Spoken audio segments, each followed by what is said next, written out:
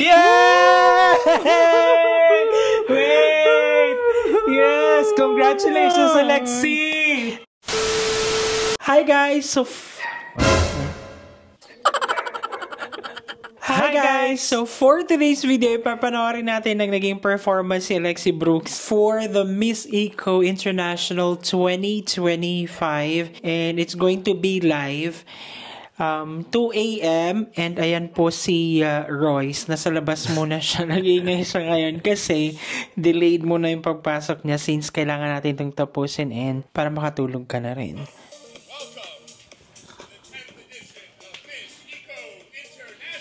So, ayan guys, after 30 minutes, like 2:30 na 2:35, we're actually expecting na 1 a.m. siya magsa-start na ang show. So, here's their opening. I think ang unang portion ng competition is going to be the National Costume Competition. Ayan na siya, lilipad na. Wow. Oh.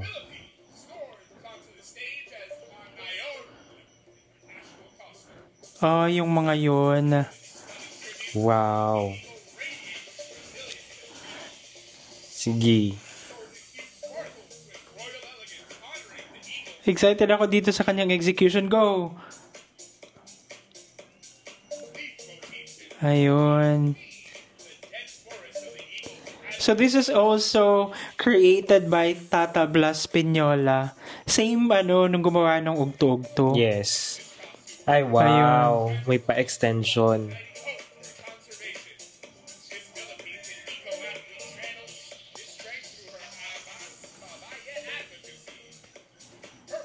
Go.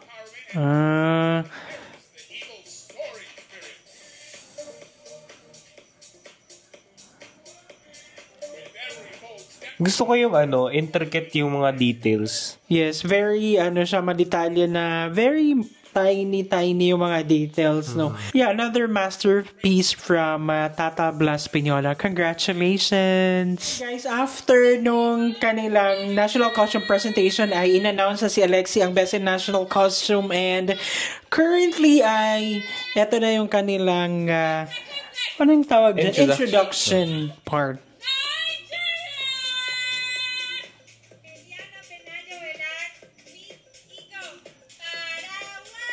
Paraguay. Alexi Brooks, Miss Eco, Philippines! Yes, wow. Very powerful. So at this juncture, so sa puntong to guys, ay hina-announce ang top 21, and of course, kasama si Alexi Brooks kasi nanalo siya ng Best in National Costume. Papanoorin natin ang naging evening gown performance ni Alexi Brooks for 2025 Miss Eco International. Wow. Ayan na, Philippines. So, this gown was a creation from Rian Fernandez. Ang ganda. It's very simple, and then the details are very intricate. Mm-hmm. I love the textures. Yes. Tatak Rian Fernandez talaga. And I love that, alam mo yun, yung na-show yung kanyang shoulder, ganyan, more skin was shown. Yun talagang tatak Alexi din eh. Yung, alam mo yun, yung kita, yung puso, ba, ganon. At saka may structure talaga dito sa bandang top. Wow. Sige. Ayan. Slay Queen. Ayun. Diyan talaga nagkakatalo sa kanyang performance and how she carries the gown. Very graceful. And sobrang vavai yung kanyang datingan sa kanyang evening gown walk ngayon. Very soft. Alam mo yon, very minimal yung mga movements. And ngayon lang ulit bumalik ang music ng live. Ayun, sultry walk.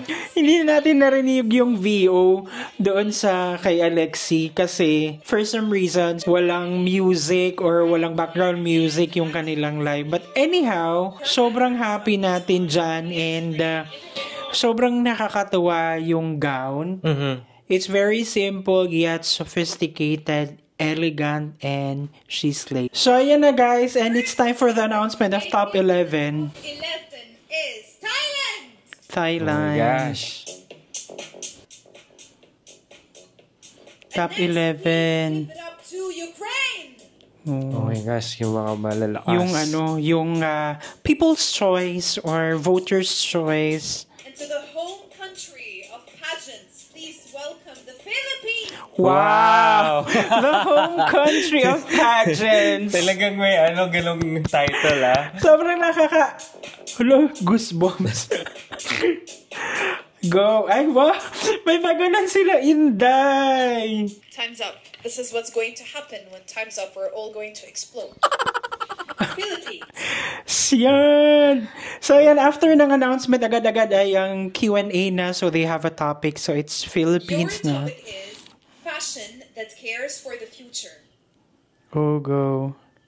Good evening, everyone. Sustainable When fashion. we talk about the world we're living in right now, it is such a fast-paced world that we want convenience in a lot of things, especially when it comes to fashion. But we need to understand that fashion is not only about glamour or about luxury. It's about thinking about our environment and our contribution towards environment. In the end of the day, if we want to protect our nature and our environment, we need to stay sustainable, especially in fashion. Thank you so much. Very well said. Very well constructed. Ang ganda ng And- flow. Yes. Indonesia. Oh my God, I'm so excited. Sana. Saan mic mo? Okay, let's do this. First contestant to make it to the top. Announcement na ng top 5. Here we go. Okay, until they bring me the suspense music. Di ba? I've been waiting so long.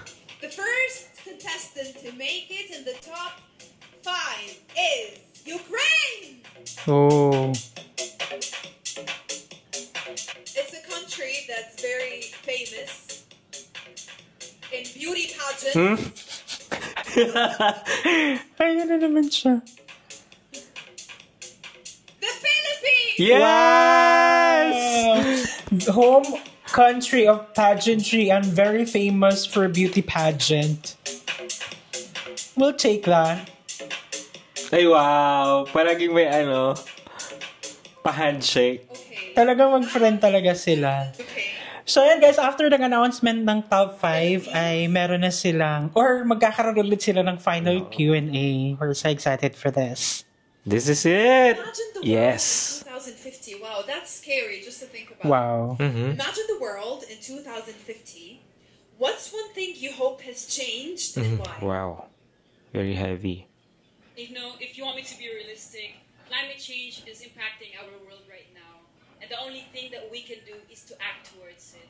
Brothers and sisters, ladies and gentlemen, we have the same mother, even if we came from different nations. And we in here are brothers and sisters right now. And our mother is asking for our help. So we must save our planet Earth and we must take care of our Mother Earth. Thank you so much. Oh my gosh! Grabe! Nakapanindig balahibo. Walang buckle, very smooth, very, mafe-feel mo yung sincerity nung sagot niya, like, diba? Oo, tapos alam mo na talaga na yun yung sagot niya sakto sa question talaga. Yun yung gusto niyang tumbukin. Like, wala nang paligoy-ligoy pa. So, yun na guys, makakatulog na rin tayo sa wakas in just a moment. So, at this juncture, i-announce na ang winners. Right now, I'm going to announce the winner. I'm going to announce Miss Eco International 2025. Alexi na yan, Philippines. Make the other contestant the first runner-up. Our winner for the night, Nagagalit na siya. Miss Eco Philippines! 2025. Now, I need like the most suspense. Gagalit na yung dog namin. Miss Eco International 2025 is... I need more suspense. Ayun na naman tayo sa suspense. You were doing the Kung para kay Alexi, para talaga sa kanya. Oh wow, where's that coming from?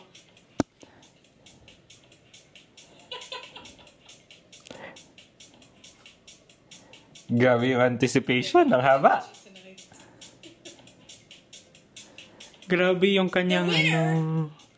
of Miss Eco International. Philippines! Miss Eco International 2025 is the Philippines! Yay!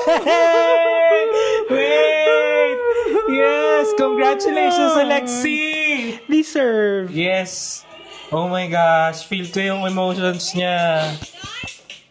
Miss Eco International 2025. Oh my God! Congratulations, Indonesia, our first runner-up. Deserve. Sa kanya yung crown. Alam mo, what I love about dun sa ano niya, sa naging run niya or performance niya, hindi niya, kahit na hindi siya kinailangan yung boat, talagang nilaban niya hanggang sa huli. Parang nasa shoulders niya talaga. Tsaka hindi siya napanghinaan ng loob kasi maraming umaasa na maipanalo natin yung voting na yon. Pero at the end of the day, hindi niya tayo binago and inuwi niyang Miss Eco International 2025 crown. That's it for today, guys. Have a good one. Bye.